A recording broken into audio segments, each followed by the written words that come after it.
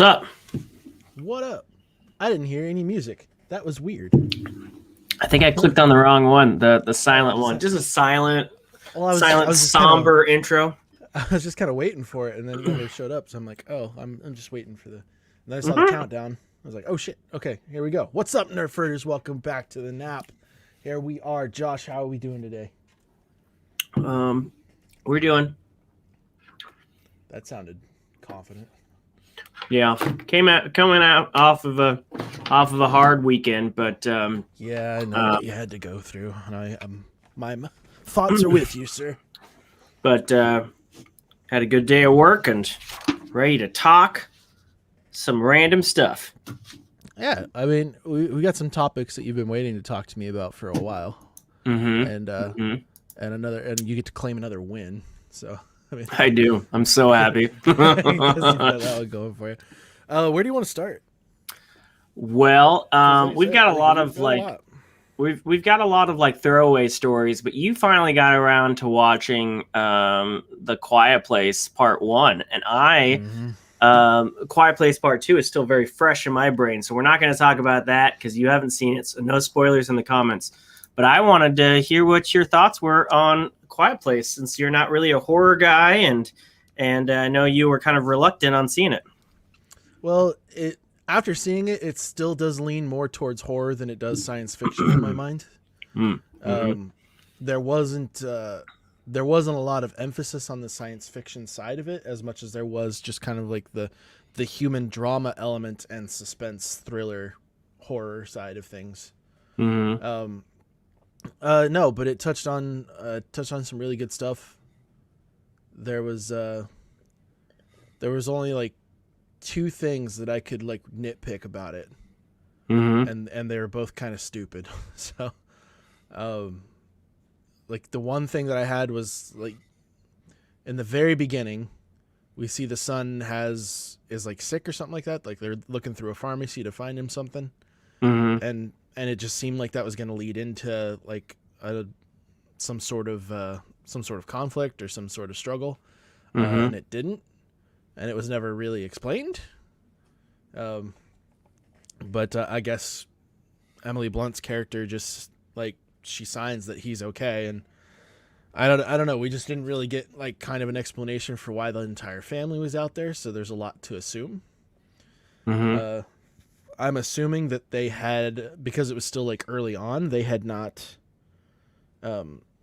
established themselves into the settlement that they end up making when it does its time jump, and maybe they were like on their way to that place or something. I don't know. Well, they already had the sand path, so I think they'd have to be somewhat established to already have that path into town. I guess so. So yeah, there were questions there, as to why the entire family was out there, and then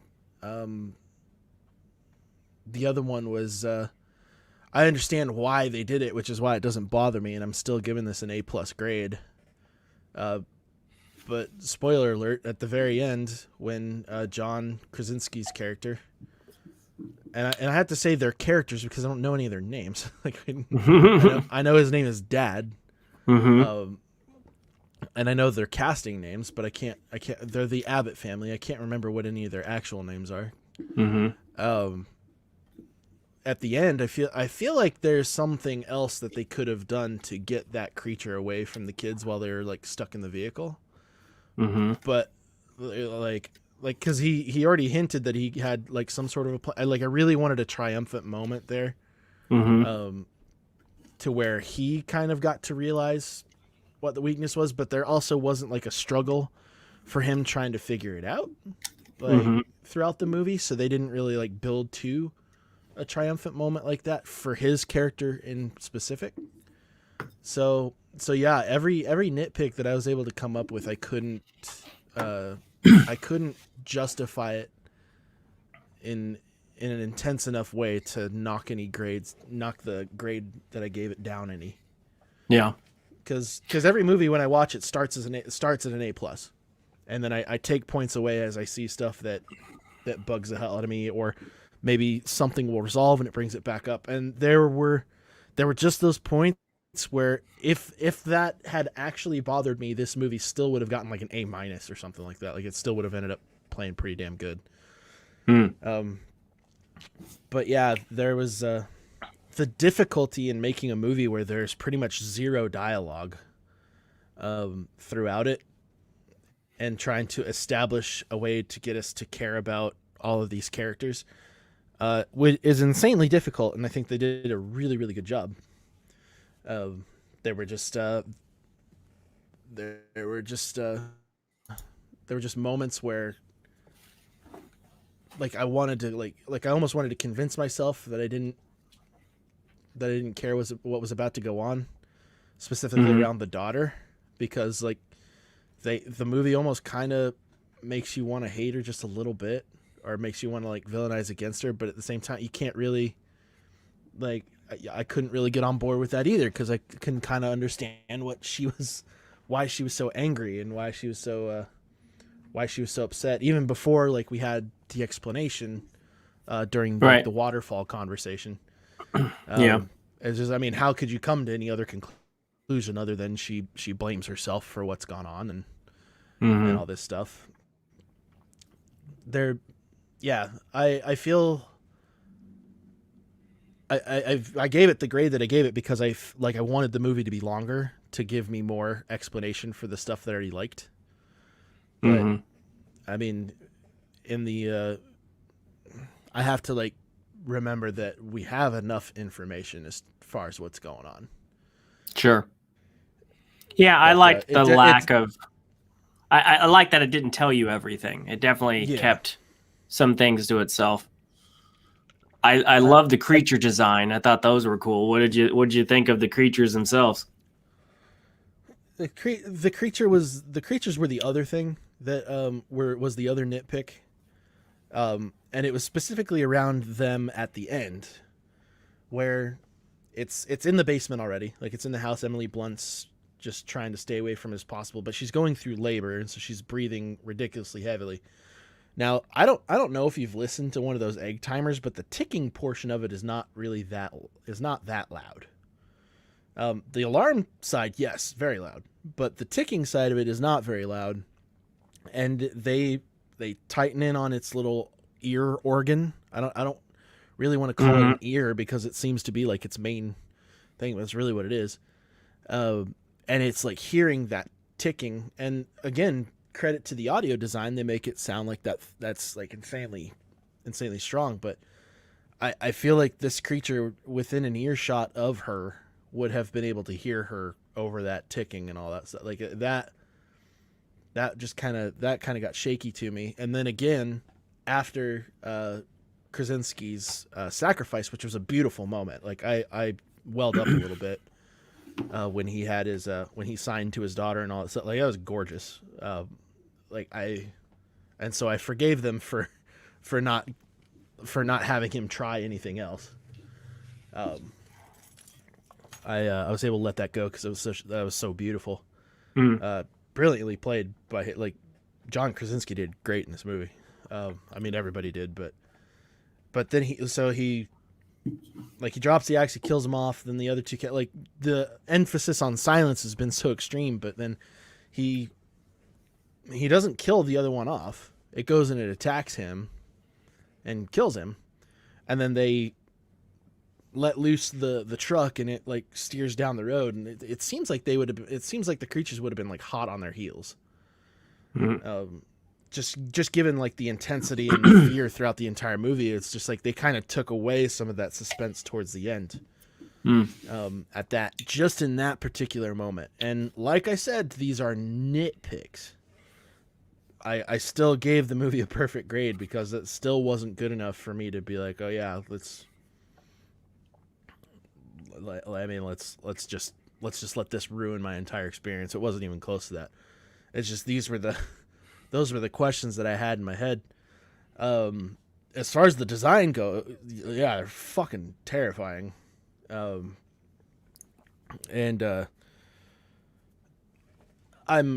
After seeing this, I'm a little upset that we're getting a sequel, because I feel like if they had ended it here, it's perfect for me. It's like we're good, we're done. Yeah, I think a lot of people said the same thing. It was definitely one of those rare occasions of we didn't get too much, we didn't get too little. We got like just the right amount, and if we Yeah. never got a sequel, it'd be fine. But I think a lot of people have said, okay, but it turned out to be a really solid sequel. Right. Jared, one of our faithful listeners, went and saw it today for the first time, and he's more critical than I am of things, and he's professing it to be among the best sequels of all time. So he's fairly confident in the sequel. So I will say that the experience was it wasn't quite like, so I didn't get to feel like the suspense and thrill in it because I had seen media getting thrown at me for the sequel. Mm-hmm. And so just from that there are inherent spoilers in there, so Sure.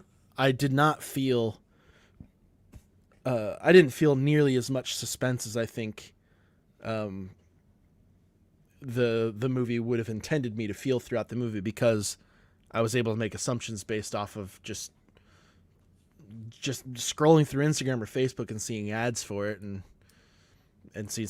I mean, sometimes I watch that stuff because, like, again, I didn't have any plans on watching these, so it was just like, whatever, I'll just check this out. And yeah, so I mean, it was pretty easy to assume that John Krasinski's character wasn't going to make it through this one. So I was expecting a heroic or sacrificial death of some kind. Wasn't disappointed at all when I saw it, though. Even though I knew it was coming, it was still a great moment.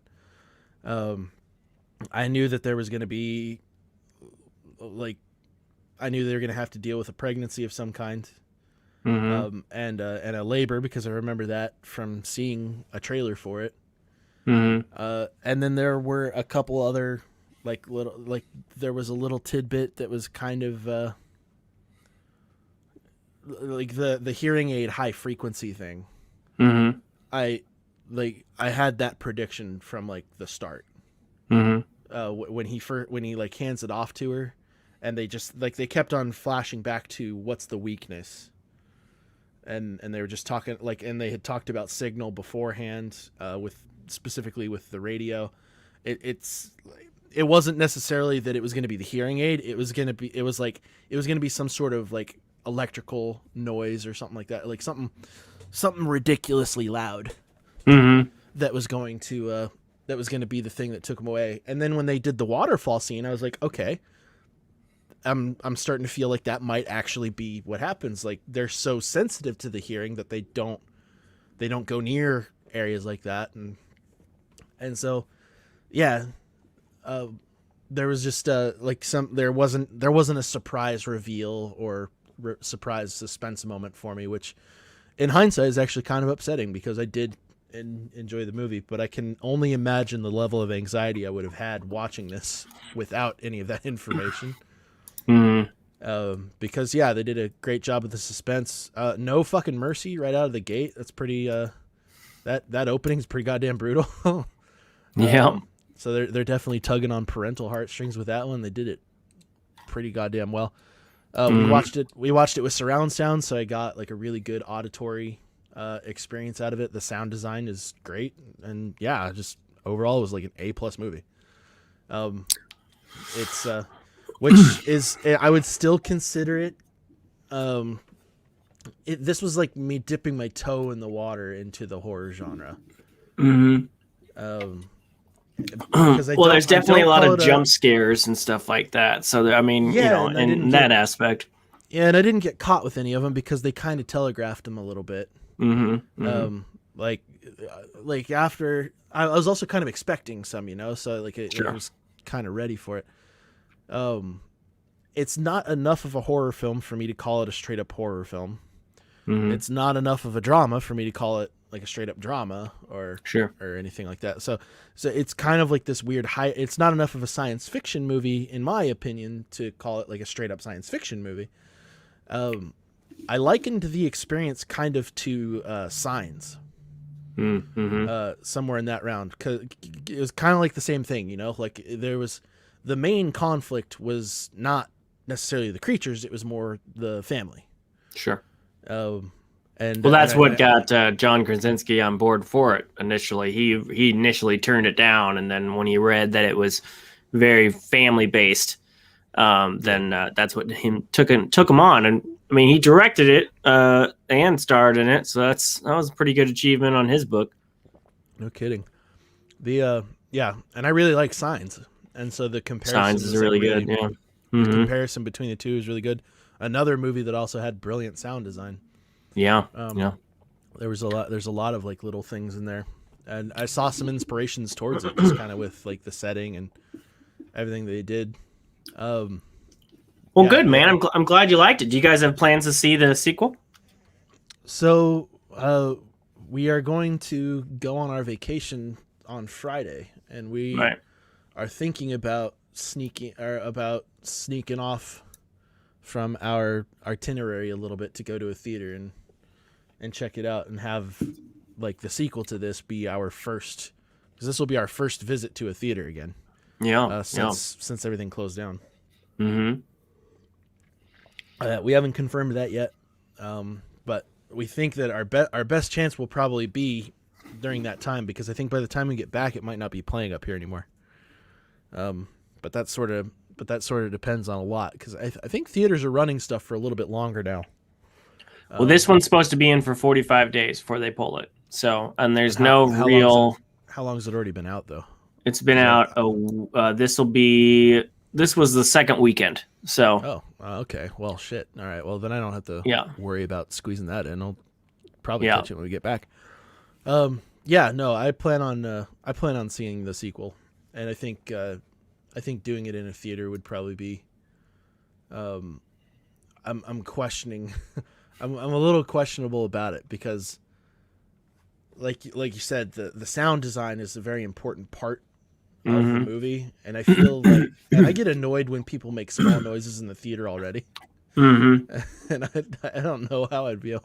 I don't know how I would feel. Well, the Alamo is still closed and has been pushed back to July. But the crowd that I went with, or that was in the room when I was there, was pretty quiet. I think most people know now that this is the one to be quiet at. But I would hope so. The Dolby Atmos Theater out there near Gretna. If you want a real good sound system to watch it in, that would be a good suggestion. They did really well with that. That's that brand new one that just basically finished during the worst possible time for a new theater to be built. Right. Yeah. No, there's a good possibility that'll be the first movie that I see in a theater post-pandemic. Well, good. I'm glad you like it. And I will say, because I know we've talked enough about this, but I agree that the daughter, I'm glad they didn't go like full, like too far to the extreme with her. Because I remember, I now that you were talking about that, I remember thinking that, okay, yeah, I get it. She's got her drama, but is this really the time? But I think they handled it really well. And you weren't like hating her. She wasn't like the dumb family member or the family member that lets her drama supersede the real problems. Like, I think they did her really well, and she's a great actress. And then she's even more showcased in the sequel, and she does a hell of a job in the sequel. So, we just never really got I don't feel like she got justification to think that her dad didn't care about her. Well, I mean, she's a teenager, I mean. It was just, that was where it was rough. It was particularly when the two kids were on the green bin. Mm-hmm. And she said that it was like, he's not going to come for me, he'll come for you. Sure. And I was just like, where have you got, what justification have you gotten? I mean, if your dad wanted to off you or didn't care, I feel like you're deaf. I feel like you could probably pulled it off. That's a little extreme, but think about the stupid things that teenagers think when they're not in an apocalypse with aliens and thinking that they were the sole cause of their little brother's death. I mean, I think when you add all the factors, it's not a stretch to think that she's allowed this to, infest her brain. And, I sometimes when I'm stressed out, I make up the most stupid conclusions in my head, and just need someone to be like, yo, back off a little bit. You're letting your imagination run a little wild, and I'm not living under these circumstances. But she's great in the sequel. Everybody's great in the sequel. So I can't wait for you to see that. But we got plenty of other stories, and we really want to talk about this last one. The Bo Burnham special. That's our main topic. But I want to get through a couple other things first. So what is next? Oh, yeah. So I don't know if you've seen these stupid rumors going around, but there's in the last couple days, there's been like this hype that George Lucas is either secretly coming back or is already back in creative control of Lucasfilm.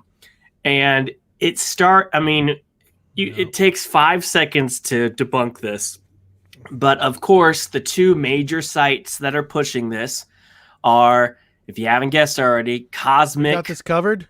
Yeah, Cosmic Book News and We Got This Covered. And what are their sources? Their sources are two YouTube channels, Overlord and Doomcock. And these... that sounds reputable. Yeah. Oh, well, for some reason they keep on getting. Those two names have been around for a very long time, and they are consistently quoted and sourced by these two websites all the time, and they just have Star Wars conspiracy theory after conspiracy theory after conspiracy theory, and their latest one is George Lucas is already back in control of Lucasfilm. Despite Disney fighting it off, and it's just like, guys, come on, it's not true. He doesn't want it back. He doesn't want. I'm not sure if he doesn't want it back. I don't know about that, but I sure as hell know that there's no way he strong armed his way back into creative control when the mouse owns it. Oh no, not under those circumstances. No, I can absolutely see 100% him being involved in like the writing side with Dave Filoni, because Dave Filoni considers him a mentor like a lot. Sure. And well deserved, because that was where a lot of Dave Filoni's like best understandings of Star Wars really came from. Right. I think Dave just kind of approached it in a way that was a little bit more modern, and that's why his work is so universally accepted in the Star Wars community. Mm-hmm. George Lucas is one of those old souls in the filmmaking world, and so he kind of retired before this new age of cinematic filmmaking came about, and so it's like an entirely different world now. Yeah, and so I can see him wanting to be involved to a certain point, but at the same time, it's like the man's retired and is a billionaire. Yeah. He doesn't have a reason to come back and get into full swing, going from not having to do any work to having to fucking work. Right. Because working on a property like Star Wars right now is rough. And we got to remember, George Lucas is getting up there in age. Mm-hmm. That amount of work is probably not that appealing to him anymore. But, we know that he's been on set for several of Filoni's and Favreau's works. We know that he was on set for The Mandalorian and stuff like that. Probably had a grand old time. It's his baby. It's his legacy. Of course he's going to be involved somehow, but that doesn't mean he's back in creative control. If you just look at the quotes that they have here, that they've used in, like the two they used in this article, says, rumors are again flying that George Lucas will be involved in Star Wars again, as this time it's actually claimed that Lucas will help bankroll the new trilogy and be actively involved as a producer, not just as an executive producer. And they're saying that this is credible because this YouTube channel first leaked the rumor that about a potential retcon of the sequel trilogy in which Disney will make all the events of Rey, Finn, and Poe no longer a part of Star Wars canon. And it's like, well, that certainly hasn't come to pass. So why do you think that this is credible? But yeah, anyway, that's been I'm a part of a lot of Facebook Star Wars groups, and that just keeps on getting shared. And we talk Star Wars all the time. But come on now, we got this covered. Is known as a fake news site, so I wouldn't. You just go to their page and look at some of the articles that they've got. It's like latest movie news and reviews. Corey Feldman claims that the Goonies 2 won't happen. No shit. Who would have fucking thunk that Goonies 2 wouldn't happen? Brie Larson's reportedly been promised that she'll be the new face of the MCU. What the fuck ever? Like, they do a lot of headlines to spike. I mean, it's all clickbait, but it's all clickbait. They spike fandom anger, and their source, giant freaking robot. Exclusive. Brie Larson promised she'll be the new face of the MCU. Like, I love that they put sort like where, like, you just kind of like track this shit back. Yeah. And usually, if you track it as far as we got this covered, it's just bull. Now, that's not to say that nothing they've ever reported on it has been true, because it has been. But they were likened once to just throwing shit on the wall and seeing what sticks. And if 1 out of 1,000 things stick, that doesn't mean that your website is credible. And more people are finally starting to understand that. Cosmic Book News as well has been about the same reputation for a long time. So Robert Pattinson's Batman will reportedly be very brutal and violent. Like, yeah, we knew that just based off of the trailer. Oh yeah, thanks for that. They told us that. Warner Brothers reportedly planning a Space Jam cinematic universe. I'd buy that, actually. That sounds like some bullshit they'd try and pull. Yeah. So anyway, as far as this story is concerned, he's not in creative control. Is he maybe dipping his toe back in the waters and they're seeking more of his advice on things? Could be. Could he be involved in future projects? Could be. But is he back running Lucasfilm for Disney? No. So no way. Cool your jets there. They also have the Namor rumor going on there on their website too. Yeah. All right. So moving on. We don't talk about sports very much on this channel, but sports is a part of entertainment, and we talk about pretty much all things entertainment. So I felt like we couldn't not briefly mention the big old fight last night, the Logan Paul versus Floyd Mayweather. This happened. So it happened. like a real fight.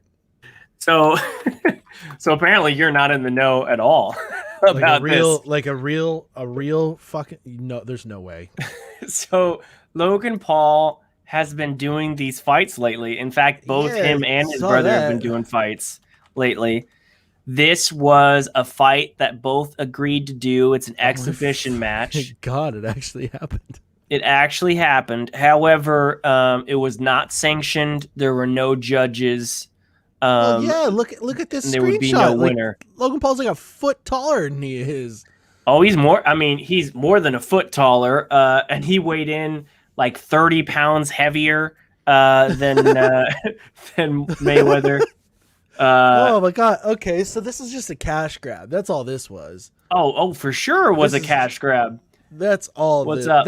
There's nothing else this could have been. There's not, but people paid for it, thinking. Here's the thing: like, everybody knew up front that this wasn't going to be sanctioned. They were very clear about that. We're not sanctioning this fight. There's going to be no judges.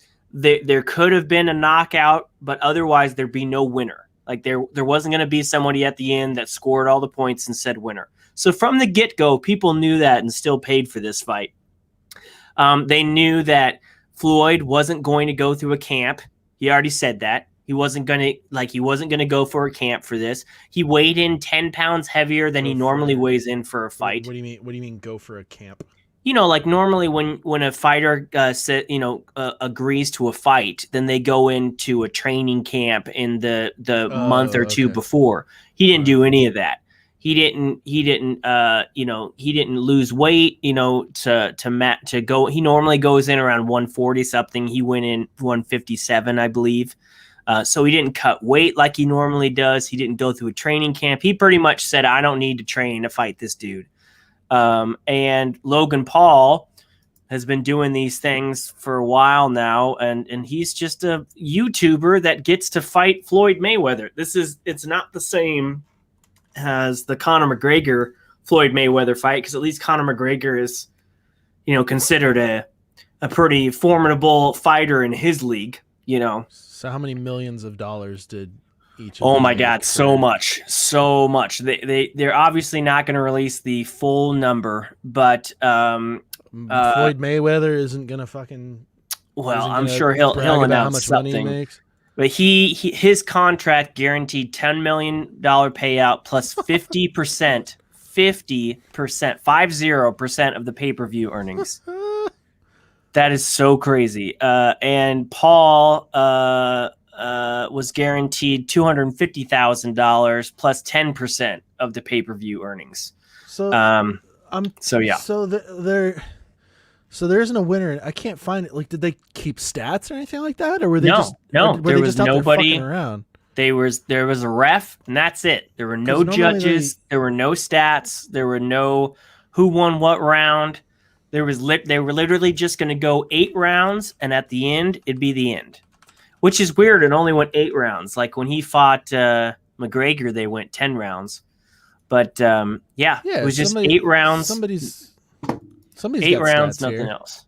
Well, I'm sure it could have been somebody watching it, but there were no people there judging the fight. I'm sure there's people that were watching the fight and doing their own stats, but no, there weren't any official stats.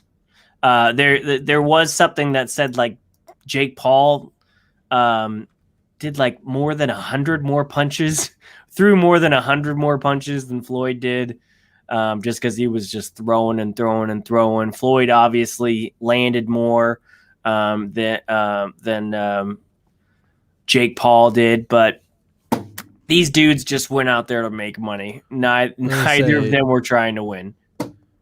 Mayweather jabs, 7 of 14 thrown, 36 of 93 power punches landed, and 43 of 107 total. Mm-hmm. And then, oh my God, Jake Paul, 28 landed of 217. Jesus Christ. He's saying ESPN kept stats and scored it for Floyd. Well, of course they scored it for Floyd. I wouldn't expect him to do it either way. 50% of Mayweather's jabs hit versus 10% of Paul's hit. He threw 73 jabs and hit 7. Jesus Christ. Look at the look at the height of this guy. How much more reach did you have? How'd you not hit him? So people, Jesus. the reporters in the post fight press conference were kind of dogging on Floyd, saying, why'd you even do this fight? Don't you worry about like the fucking money? Don't you? Yeah, don't you worry about your legacy being ruined? And he went on this speech about, look, legacy don't feed my kids, and legacy doesn't pay for my house. The dude's just there for money. It's not about paying his kids. He just wants more money. He doesn't have like movie deal residuals and shit like that. Like a retired movie star or some shit. Like he doesn't have a show in syndication. Jake is the brother who snatched his hat. Yeah, and snatch Mayweather's hat. Oh yeah, Jake is the younger brother. They were doing this thing. Jake's the awful. Logan is the one that did the Suicide Forest. The Suicide Forest one. Yeah, so he's the. Jake had that. But that's why they did this, because Logan Paul is like the easy villain. So people paid for this pay-per-view hoping that Floyd would just beat the shit out. No rules, no judges, knock the shit out of him, put him in the hospital. That was never going to happen. First of all, Floyd's not going to. He's not going to train for a camp for this fight, but he's also not going to take risks to let some YouTuber get lucky. So he just went out there and played it safe for 8 rounds, and at the end collected probably the biggest paycheck of his life, or one of the biggest ones. And you can't really hate on him for it, but I feel like it's not about feeding his kids either. I feel like he's going to do something like this again. I'm sure he will. People are saying that this is ruining boxing. I mean, there was I was listening to a lot of talks today from professionals, and some of them were saying yes, it's absolutely ruining boxing. A couple of them said, you know what? It's not really ruining boxing as much as it's ruining boxing promoters, because other boxers are going to see how much these guys are making, and you're not going to be able to sell your fights like you used to unless you up your game. So it might change the game of boxing, but I would say that it's going to ruin promoters, because if you're going to put together fights where you've got a fucking legend facing a YouTuber, and it's an exhibition match, there's not even a winner declared, and then they both walk out making millions of dollars, that's going to take away from and that gets so much more attention than like a fighter who's actually fighting for a title or something. Yeah. I don't know. It's estimated I that feel like Paul... it's tough to get into boxing because MMA is so much more popular now. And MMA ain't making this kind of money either. Logan Paul is estimated to have watched. They're not making $20 million. They're not making this kind of money, but damn, if it's more fun to watch. It is more fun to watch for sure. Logan Paul walked out of this estimated to make $20 million for 24 minutes of his life. He got shredded a little bit. I'm sure he went through a camp, so he didn't look like an idiot. And this isn't his first fight, but this top screenshot here looks an awful lot like Floyd was just playing with him, though. Paul here looks fucking worn out. Yeah. Well, I'm sure he was. That's kind of what he did to Conor McGregor when Mayweather fought him. Like he just ran him through some cardio exercises and fucked him over. But, if I don't understand why people are pissed off about this fight. Like, I didn't pay for this fight. You damn well did pay for this fight. If you really thought that Floyd was going to risk his reputation and go all out against this guy, it's I think there's a higher chance. Dana White always talks about how anybody could win in an MMA match because there's so many different things that can happen. Well, yeah. I mean, there's just as many things that could happen in a boxing match, and if he's not careful, a YouTuber could get off a random punch and really hurt him. So anybody that expected Floyd to actually bring his A game to this was just dumb. This was about money from the get-go. I guarantee dude, the top rope in these screenshots says Cash App. Yeah. Why should they even try if they know at the end they don't have to win to make $20 million? It's so crazy. Does the other rope say DraftKings? Yeah, DraftKings is a big sponsor of these type of fights. What else would this fucking be? So people gambled on this damn thing too. I don't even know how they gambled, because there wasn't going to be a winner unless they gambled on like who would be the unofficial winner. I mean, the unofficial winner is fucking Floyd because his punch stats. Yeah, but I can't imagine anybody bet against. Well, I don't know. I'm sure somebody bet against it, but they were stupid. Anyway, I'm not surprised. I think, I don't think it helps Floyd's legacy. He's clearly just doing it for the money. I can't imagine anybody taking any of his fights seriously ever again, but why would they? He retired years ago. He's not even trying anymore. He's not going to give a fuck if they're going to keep throwing millions of dollars at him. He did this interview earlier this week about how this was a sparring match for him in a fucking gym, basically, and he got paid. He gives $1 million sports cars to his friends because he has money to spare. He don't give a shit about whatever you have to say. He just wants that money, and if you're stupid enough to give him that money, he's gonna be the one who takes it. That's so crazy. I gotta find out where this dude hangs out. I gotta get friendly with this. Yeah, you do. Here. Yeah, you do. I gotta see if I can do him a favor or something like that and earn some friendship points of some kind. I got some money problems, sir. Yeah. If you just need a shoulder to cry on for a little bit, or feeling depressed, or right, you just want to give me my first punch out concussion, that could be pretty cool too. I'll be here for you. Could. I mean, if you're gonna sell yourself, buddy. Well, maybe that'll be what it comes to. Like, we'll just have some random stranger who's never boxed a day in his life, and Mayweather's like, "Yeah, this should be a cool fight." Yep. And then they'll throw $1 million pay-per-view for him. We've got one other sports story to talk about. This one's not as funny. Story? Yeah, this one's not as funny. Yep, but it was pretty big. Sports story. Have you? I'll give you that. Have you ever seen Django Unchained? Yeah. You have? Okay. Yeah. I want you to tell me what you think these two things have in common. Slavery. I mean, close. I mean, specifically this scene. People of color. If you remember this scene, this was an epic scene in Django Unchained. He fucking cut his hand open when he broke that glass for like real. Yes, he did. That was crazy. And then rubbed it in the actress's face. I don't know how she's cool with that. Well, that was a second take. That was that was not one take. But they loved it so much that they did that after. So in this scene, DiCaprio's character is dissecting this skull and showing, some ludicrous thing about how every black man's skull had like these 3 dimples or whatever, and it was a sign of how they were less, less superior. Right? Tarantino playing the "how racist can I make this person be" card. And he did really well. Yeah, he did a really good job. Now, what if I were to tell you that the NFL has been doing something similar for forever and just ended this week? This is so bizarre. So on June 2nd, the NFL stopped doing this policy that they called race norming. Is 2021. Race norming?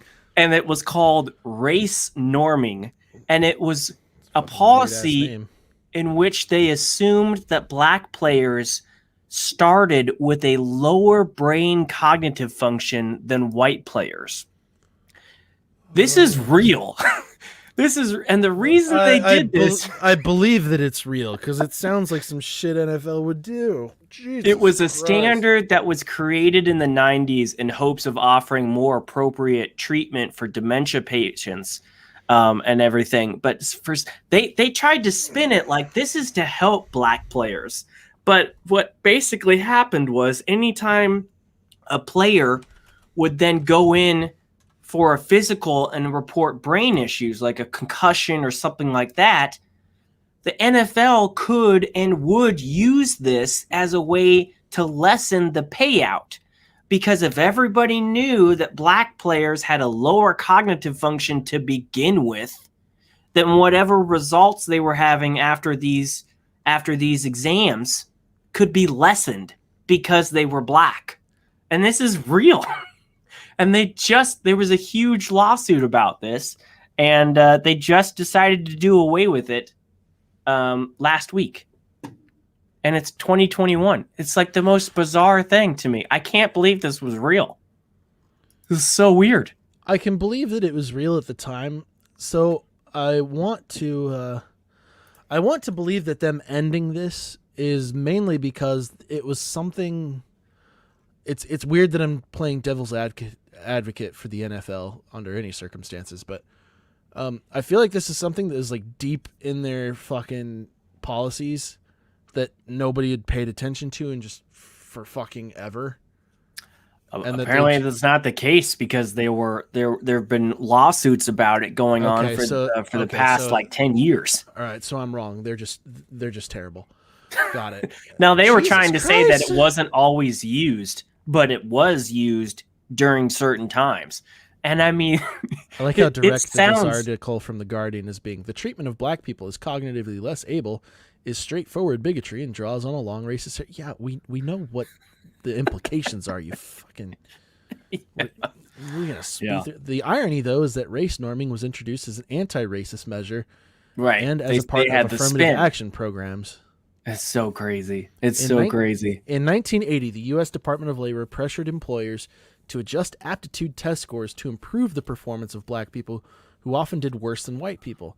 The Equal Opportunity, Jesus Christ, that's the Equal Employment Opportunity Commission threatened to sue companies not adopting such race norming. Racial adjustments also became widely used in medical diagnoses. Mm-hmm. So that was the thing. When there was a concussion or when they went in, complaining of issues with their brain and wanting an insurance payout of some kind due to, the heavy contact sport that football is, they would use that to be like, well, you're black, so you have a lower cognitive function to begin with. So the payout won't be as high as if you were a white player. Race norming was imposed with the best of intentions to help combat discrimination. But you named it that? How? How do you name it that, but it's with the best of intentions? Oh my gosh. That's so bizarre. Jesus Christ. The problem with that is that they're assuming that they need to make those normalizations, because that's not the right word. Like you said, that is not the right word for it. The problem is assuming that these normalizations needed to be made because of inherent qualities of the characteristics of them, rather than the fact that other forms of systemic racism have forced them into lesser education opportunities. Where a lot of these kids were being forced into inner city schools with lower budgets, like less resources in order to educate people properly. And just you can tie it back to a whole lot of things, but not on a physical level. Their cognitive functions are guaranteed to be less because of their skin color. This is why I put this up, because it reminded me so much of the scene. It was so bizarre. It reminds me of a story back. I can't remember what I saw it on. It was a YouTube video, and they were talking about the NCAA. And they were talking about padding. They're talking about padding black football players' grades in order to keep them like star athletes, to keep them what's the word? Eligible.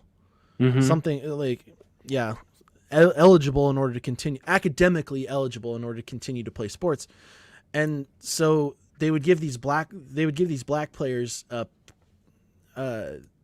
basically just give them an A grade in these off-end classes. Like they were taking Swahili courses. And then because they gave them an A, it was bumping their GPA up, and then they were getting, it sounds like the exact same fucking thing. And it's just to kind of, but that was to kind of keep them playing, and college kids aren't getting. It was last week tonight. It was a last week tonight story. Oh, interesting. Because they did it.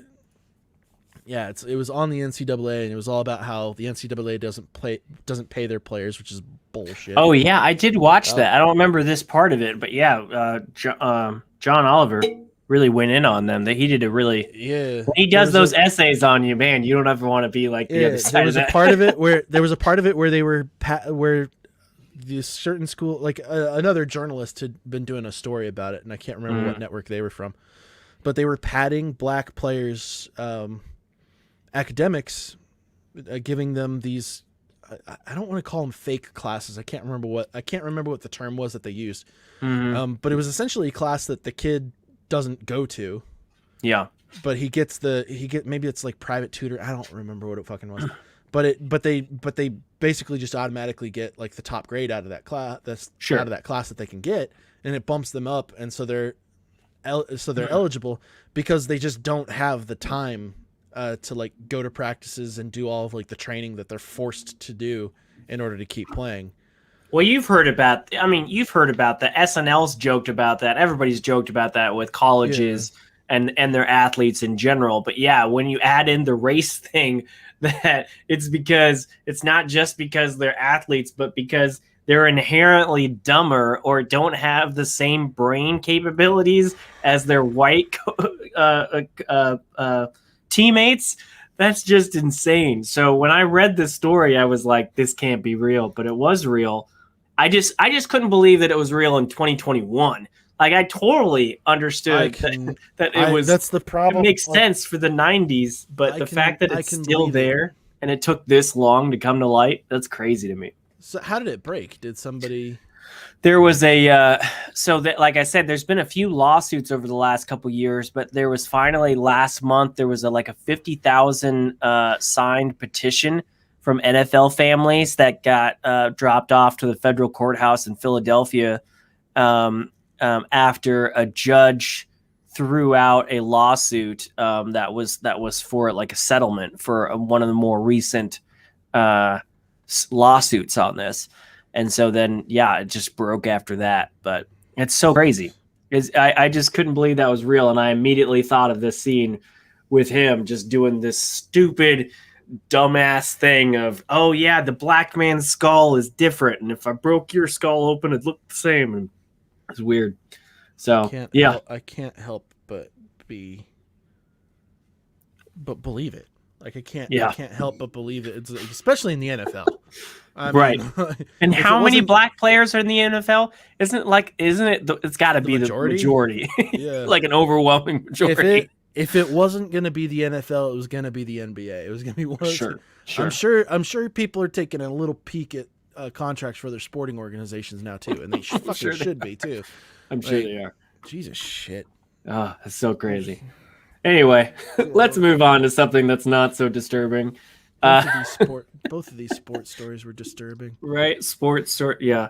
There was some set pictures of the new Shazam movie that's coming out, and I don't know if you remember, but when they first announced Zachary Levi as Shazam, and they showed off the suit, a lot of people were like, "Man, that's a heavily padded suit there." Yeah. But whatever. I thought it was dumb. It was fun. fun. Added the charm of the movie, really. It did. I agree. I thought it was hilarious. He totally rocked it. Watching a superhero movie version of Big, and it's like, right. And he's like a kid's personality, an adult. So it kind of fit. It's how a kid would picture somebody like stupid buff. Right. Well, apparently, I'm guessing the character has matured a little bit, but Zachary has definitely built up some muscle because this is not as padded a suit as the other one. It also looks like they're adding a little more. Detail to the suits. Yeah, he's got some. Kind of reminds me of the Snyder suits. They're giving him the TikTok leggings. Snyder loves those intricate details on his Man of Steel and his Batman suits. I'm into it. It's a sexy looking suit, but he does look bigger. He does look like he's got a little bit of his own muscle in there now. This picture itself doesn't make it look that way. Just these comparisons here. But I don't know. I think it does. This suit does look better. I do like the look of this suit more. Yeah, I think he's, and there's some behind the scenes pictures of him working out. I think he looks. I think just his face and his neck alone look more toned than the first one. But I think he definitely looks like he's put on some of his own muscle. I mean, I'm sure he had muscle in the first one, but yeah, I think there's a striking difference not only in the design, but I think he just looks a little more ripped. Granted, I'm still thinking of him from the Chuck days, so he looks. There's a stark difference between Chuck and this. Yeah, I mean, if Chuck had looked like this, that would have been a very different show. Right. So anyway, just wanted to show that off. Any thoughts on this? Are you excited about the Shazam sequel? I liked the first one. I see that there's already rumors about this one going on because when I was looking at We Got This Covered, they had a rumor that Henry Cavill was going to make a cameo. Yeah, there was he's one of the first foreign actors that got permission to come into the U.S. to film, and it was the same week that these pictures were getting dropped. So there was because he's starting on the Witcher, right? But does The Witcher film in America? I thought The Witcher filmed down in New Zealand. I don't know. I mean, it could film anywhere, right? Wherever right. New Zealand's got some really strict shit going on around COVID, so they might be filming somewhere else to kind of get around that.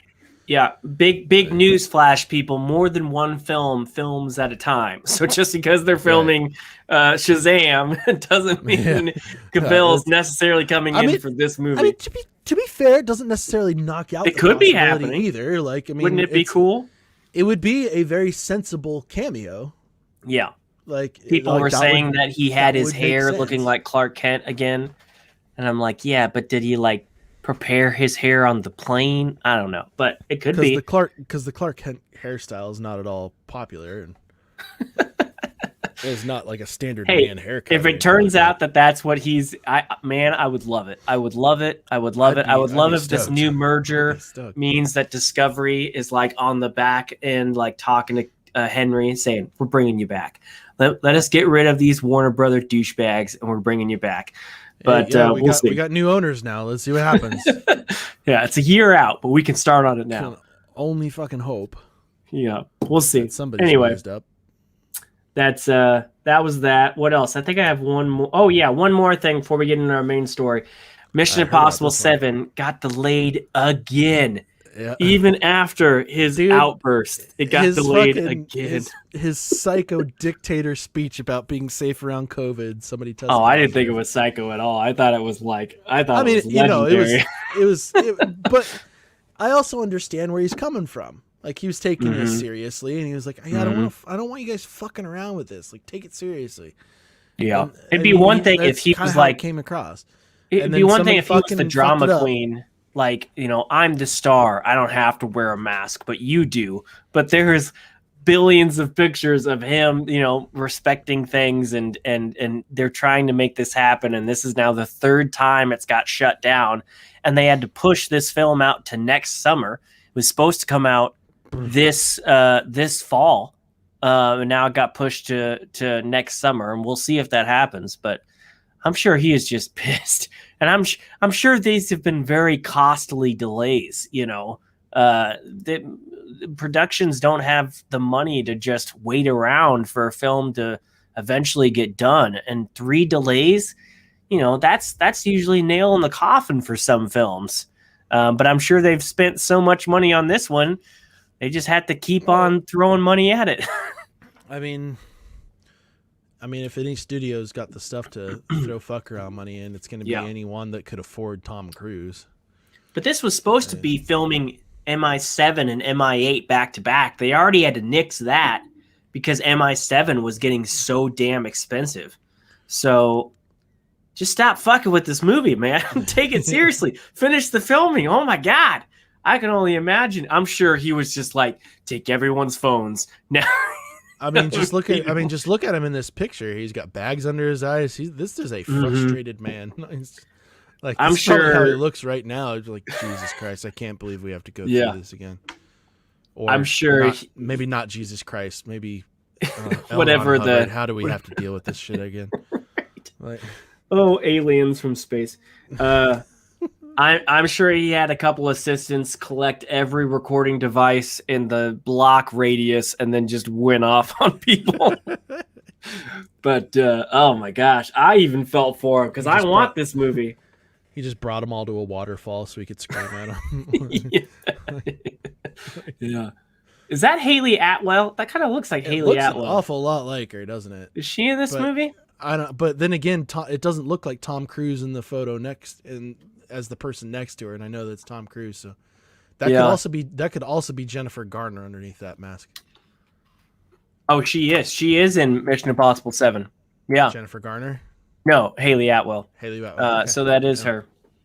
But even she looks frustrated. She's like, damn it. She looks like she's about to give somebody a stern talking to. And Haley Atwell can give me a stern talking to whenever she wants. I'm okay. Fine with that. All right. Well, we feel for you, Tom. Okay. You'll get back at it soon enough. You'll be all right. Yeah.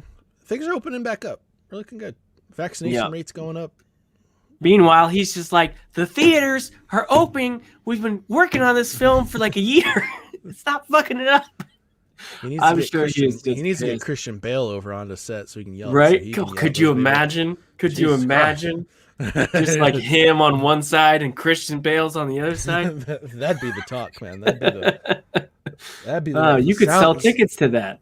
They could make back their money. That could be like the pay-per-view. They could make back the money on that and then finish the film. Oh Jesus. Anyway, let's get to the main topic. I hate to disappoint you, but I'm not going to have a lot to say on this one. That's fine. We don't have to get into a deep dive. I just really wanted to talk about it with you. So obviously, dealing with what somebody would have thought was a comedy special when they see it advertised. Mm-hmm.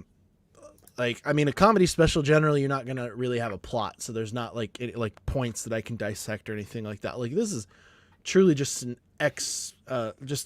expression of one's art and one's feelings. Mm-hmm. Mm-hmm. And then they do it in a comedic way. This one was less so on the comedic side, but very much on the impactful, emotional, brilliant muscle flexing side of things. Mm-hmm. So if you don't know, Bo Burnham got his start, and I'm talking to everybody. I'm sure you knew this already, but if you didn't know, Bo Burnham actually got his start on YouTube or / the internet. Yeah, I mean, he made dorky songs, he made dorky videos, and he kind of got his start that way. He didn't go the way of most comedians where he was like hitting clubs all the damn time.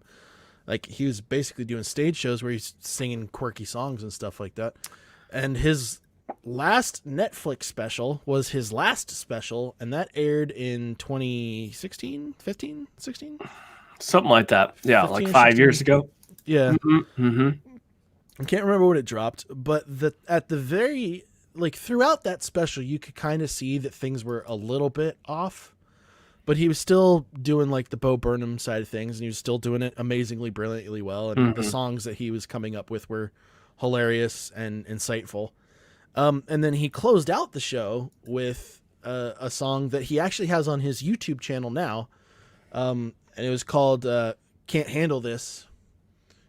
It's like a solo monologue thing. He's parodizing a moment that Kanye West had on a tour of his. And he starts off telling some pretty funny stuff and then breaks out of it pretty aggressively into being just blatantly honest about the state, about his mental state, and about the dynamic of being a stand-up comic in today's day and age where everybody's getting canceled and this was back in 2016. Bo kind of saw the writing ahead of it, and then just the damage that stuff like that will do to somebody's mental state. And so the very end of his Netflix special called Make Happy made me sad. And then the way he ends the show, which was really cool, is he actually goes into the house that he then filmed this special in. Yeah, so it must be a tiny house on a family member's plot or something. Either that, or it's like a spot where he goes to just kind of be alone and be creative and kind of write shit out. Because if that's the case, that's exactly what he did here. But yeah, the end of the Make Happy special, I still listen to that song from time to time because it's brilliant. And then you realize that there's a double meaning for the comedic side of it, because he has a comedic take on not being able to fit his hand in a Pringle can, and then another one about overstuffing a burrito. And then when you find all the double meanings in it and all that, it's hilarious. Well, in this special, he kept the double meanings, but also didn't necessarily disguise them completely under comedy throughout the entire time. He also got brutally honest and just stripped away the double meanings and just was just like, hey, this is how it actually fucking is. And I'm going to make you think, and I'm going to make you feel things. Well, he spent the last 5 years being brutally honest. He when he finished that special, he quit stand up, and he went on to make Eighth Grade, and he had another thing that he was involved in where he did a really good job. He directed Eighth Grade. He co-starred as the romantic interest in Promising Young Woman that came out last year. he did a lot of interviews talking about how he suffered majorly from anxiety attacks when he was on stage, and that, you know, it took him a long time to get past that. And I guess after he'd done this movie, Promising Young Woman, he felt like he was in a better place mentally to return to stand up. And then the fucking pandemic happened. Then pandemic happened. So he decided to film this in its stead, and took him a year. And yeah, it is, like you said, it's brutally honest. It's brutally honest, but in the best way. Because there's a lot of this where he is just not acting. He's not acting. He's not playing a part. And I would say about 50% of this special, where, I mean, you can tell that this entire series of events that he goes through in this special is a portrait of a severely depressed mind, and is really hard to watch in some places because it was very easy to identify with that, and very easy to relate to that, for somebody like myself, and for everybody. I mean, everybody can relate to, if you don't have like these creative struggles. Like, there's a scene in it where he is trying to get through like a certain piece of like dialogue that he had clearly written beforehand, and he wasn't able to get through it, and the frustration that he was feeling, and the rage quit, if you want to call it that he goes through in it, and then he just cuts to something else as a result of not being able to take that. Like, that is that is a textbook moment in a creator's life. And so there was a lot of stuff like that where it was it was hard to watch somebody be that open and honest about what depression actually looks like when you're forced to be on camera. Right. And, and it's compounded by the fact that he's a comedian. And I think what rocked everybody so much with Robin Williams' suicide is that people just didn't think that somebody that was so funny and so energetic and so like made so many people happy by his antics could be the reverse of that on the inside. You know, that the comedian that's making you laugh is himself not laughing, you know, and is struggling mentally. And I mean, Robin Williams wasn't the first, but I think it was a wake-up call, and I think a lot of people were like shook by that, and then started realizing that, hey, comedians are people too. I'm sure they go through shit all the time, and if your job was to make people happy, it might even make things worse for you. So I couldn't help but think about that when I was watching this, and just, you know, it just made me feel for him that much more.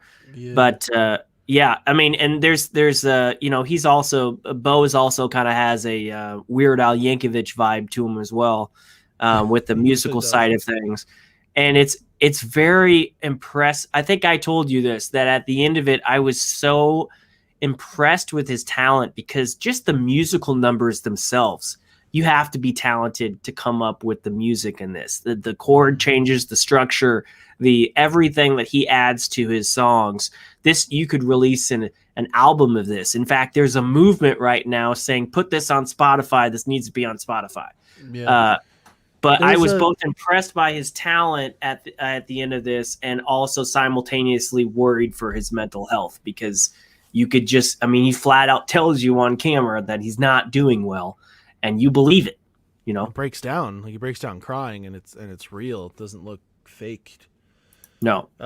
There was another particular moment where he's so there was a scene in Make Happy once again. It was in that final song. He has a line that reads, I actually wrote it down here. It says, "Come and watch the skinny kid with a steadily declining mental health laugh as he attempts to give you what he cannot give himself." Mm-hmm. And so and that ties back to that, like that Robin Williams thing. There's like a lot of comedians are really damaged, and they'll often be the first ones to tell you that. Yeah, a lot of them kind of internalize that struggle when they're not on stage using self-deprecating humor in order to kind of get around it. Bo doesn't do that here. He kind of just goes full on and embraces it as something that should be destigmatized to show publicly. Like, you should be confident. You should be confident in showing this and not feel like it's going to ruin your credibility or make people look down on you at all. And he did it in such a brilliant way. There's one scene in particular where I was almost welling up. I mean, like, I just felt like this dread, and he's sitting on a chair and he's looking at, and he's got a clock next to him, and he explains how he wanted to have this special done before he turned 30. And just kind of like the implications around like hitting that age and stuff like he's waiting for the clock to strike midnight to his 30th birthday. It's like, fuck, like I'm about to turn 32, and I didn't really discover what I really wanted to do with my life until I was like 29. Right. And when I discovered it at that point, I immediately felt like it was too late. Yeah. And I identified with that really hard. And I'm also a musician, and so like I was thoroughly impressed with what he was able to put together. And I'm also a video editor, so my mind's fucking blown by some of the stuff that he was able to do. Like, I was constantly trying to like break down. I was like, okay, how the fuck did he do that? Like, how did he I was able, like, I'm able to work it out, but just having the thought of it at all. I mean, yeah, we haven't said this yet, but he filmed this all himself. Yeah, he directed it. He didn't have the film crew doing this for him. He did all of this. He learned how to do it. Did all of this over a year by himself. He shows a lot of the process. Like, you see him like adjust. Like, he has a monitor plugged into his camera through an HDMI, and he's got that. You see him darting back to look at it. You see it in frame in a lot of things, so he can check to make sure that he's on camera properly. And there was a lot of stuff. I mean, just in his opening, just what he was doing with the lights and the forehead lamp and the disco ball that he had was. I mean, just there was some brilliant stuff, like just with like little handheld things, and it just makes you think. It was like, Jesus Christ, this guy put something together ridiculously good on a very low budget. Oh, for sure. This is something that. I mean, I'm sure that those cameras aren't cheap, but yeah, he definitely did. His equipment ain't cheap, but this isn't like some massive music video. There's music videos that are filmed in 2-3 minutes, music videos that are thousands, more, hundreds of thousands more than this. Yeah, he put in a lot of work. It wasn't cheap, but it also wasn't inaccessible. Right. That's the thing. Like, he filmed this on a DSLR.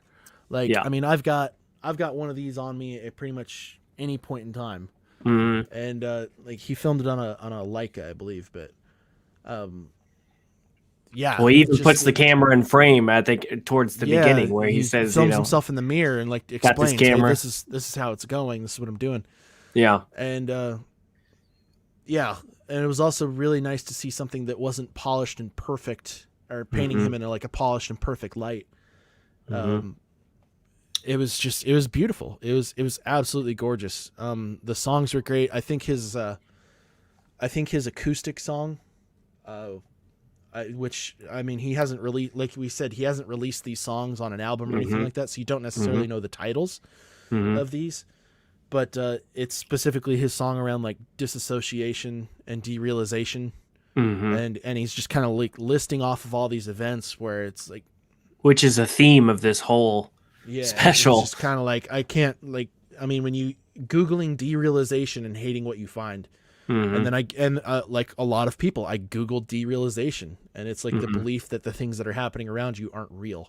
And it's like, and then you listen to the stuff that he's listing off, and you're like, Jesus Christ, yeah, a lot of this stuff doesn't feel fucking real. He mentions Logan Paul in there. I just had a moment of derealization around fucking Logan Paul. I'm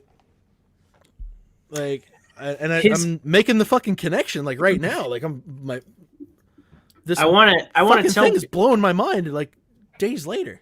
I think most people who know at least part of Logan Paul, or not Logan Paul, Bo Burnham, but aren't like mega Bo Burnham fans, have probably seen one of his music videos on YouTube before. Like he's got a great country boy song that just tackles the modern country industry. Yeah, double meaning there. He's just shitting on stadium country music hard, and it's hilarious. He's shown off these. He's come after Katy Perry in a song before. He's shown off his musical talents before, but his songs have always been a little wild. He's got a couple of those in here. There are very comedic songs, more towards the beginning, or the first half. He gets more real towards the end. Yeah, but there are songs in here that are like lyrically so deep, and then when you even strip that away, which is the main point of the songs, and you focus on the chord structure and just the everything that he put into this song, it's crazy. I mean, he really does put a lot of work into this.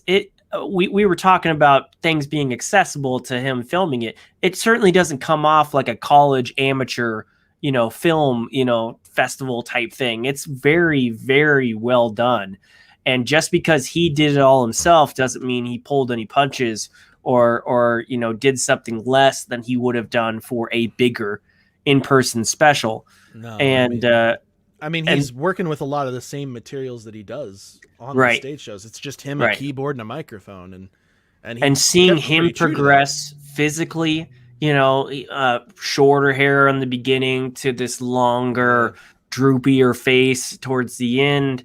There's these checkpoints. Shaving, there's these checkpoints throughout where he's talking about turning 30, or this is the 6-month mark, this is the year mark, and it's still not done. And just how it's breaking him down. There's a lot of clever things. Like, I know you really liked this song. This is a screen grab from. If you're watching this on YouTube, I would not be offended at all if you clicked off of here, went to Bo Burnham's channel, and watched this. This is his song. Yeah. This is a snippet from his song "Welcome to the Internet," and it's hilarious. It's hilariously honest, and it's so relevant. It's relevant, but the way he structured the song kind of follows like the old carnival circus madman structure, which is a perfect descriptor for the internet in its current day and age. It was brilliant. I think what's the other one from? Is that one FaceTiming with his mom? FaceTiming with your mom, yeah.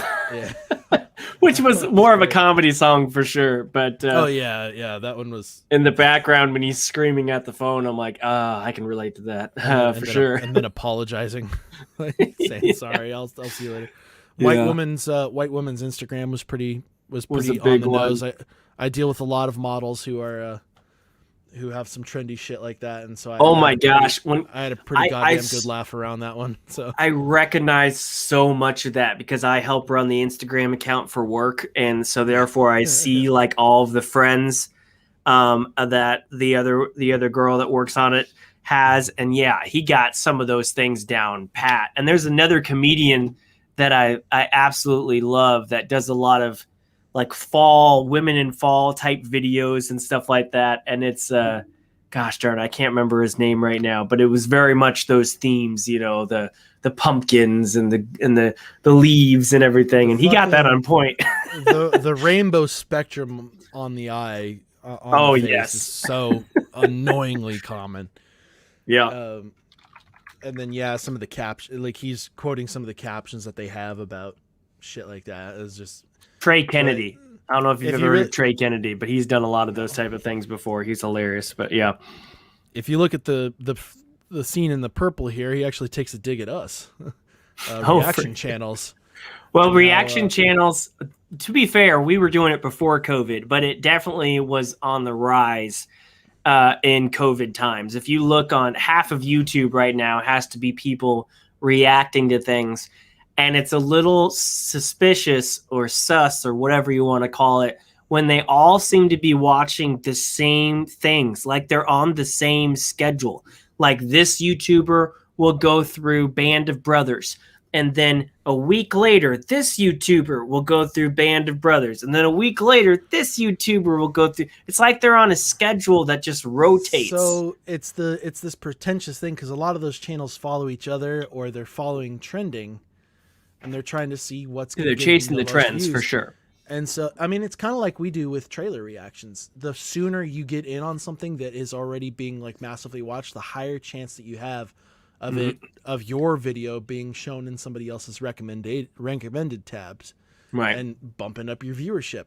But then he has this song, and then reacts to it, and then reacts to his reaction, and then it's a brilliant loop editing trick where he basically just cuts and then creates a new track and then leaves his original recording going. And then just loops it back to the beginning of where he was at, and it's a brilliant way of using that editing trick. And he talks about how like pretentious his content is, and how he's examining himself and he uses trying to make up reasons. Humor as a defense mechanism to stop criticism and stuff like that. It's like was wildly brilliant. I love that you got his this freeze frame that he snuck in this particular scene. Yeah. I was hoping. Did you get that yourself, or did you find somebody? No, I got it. I got it. Dude, I spent like 5 minutes in that section trying to pause at the exact right moment to see what the fuck that was. Right. Like, I should have just Googled it and seen if somebody had shown it in there, because it was like a fucking Fight Club moment where it like. Yes. Like, it was like if it's one frame long, it's like nobody knows they saw it, but they did. Like when Tyler Durden's putting the single frame of porn in movie splices. Yeah, that was what it reminded me of. Well, and it's referenced later. He does like a little Twitch. Yeah, and that was a brilliant sequence game. Too. Like it was. Yes. It was hilarious. Yes. I love that and examining his life boring, and everything. Not Dying Light. I like that he called Death Stranding boring, because there was so much hype around that game, and I just couldn't get on board. It just looked so dumb, and it was reminiscent of a lot of the games today. They're so fucking simple, and like they're just there. You do a couple of things, and then you've completed a level. Good for you. And he's just like, oh great, it's fucking. Boring. Yeah, there's some story driven weird ass narrative games that are just stupid as fuck, and I love that he wasn't even taking a dig at that. Like he was playing it off like it was a real. It was like, thanks man for the 4 months, subscriber, like help me out with us, like just calling out the subscribers and everything. Oh, he had it down. Yeah, just the mundanity of the streaming, of like the live game streaming world.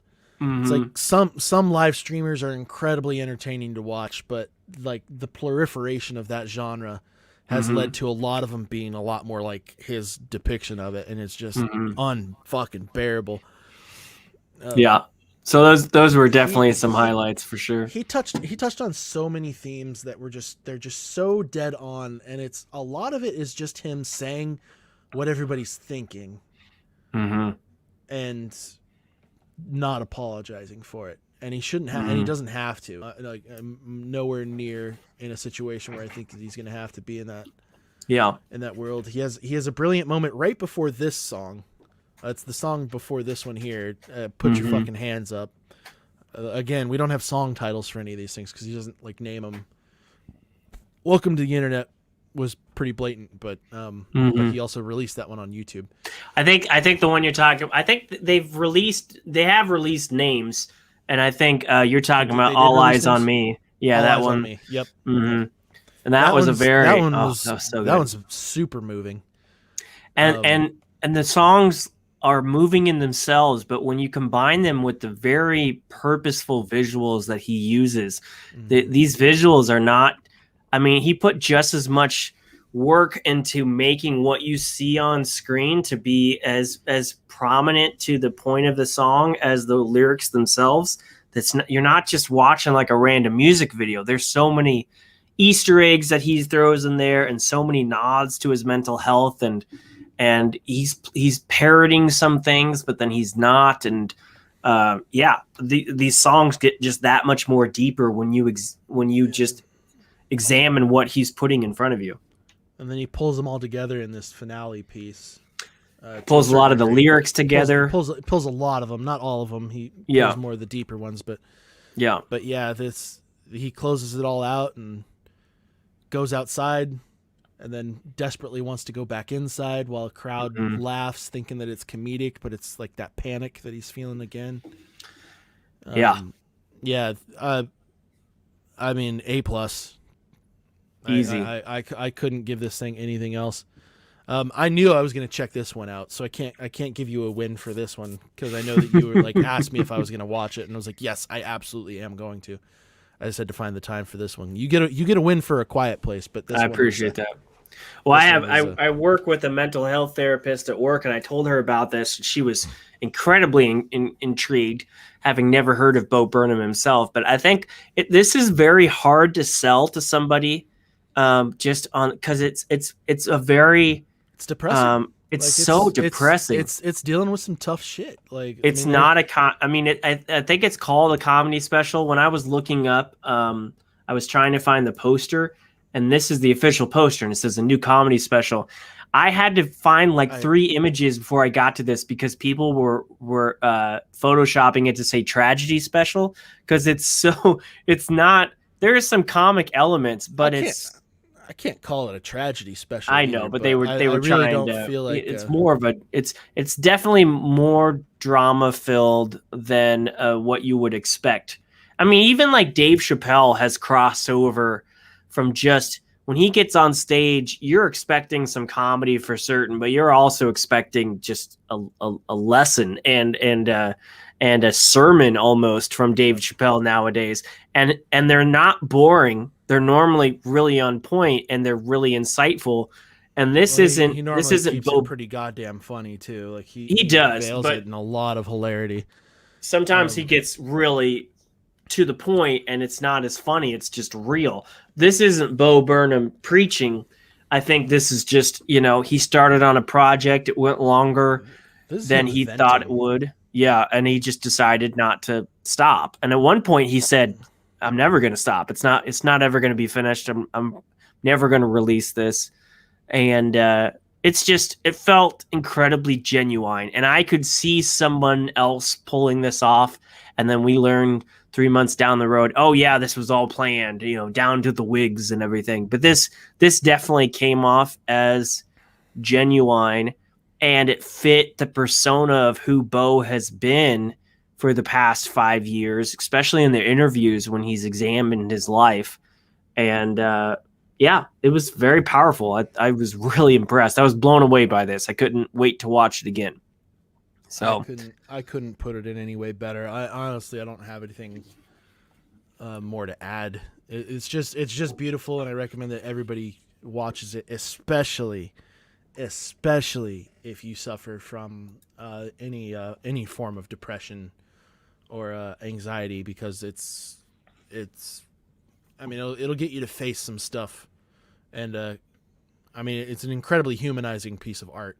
I can't call it a comedy special. I really can't. I can't call it a comedy special.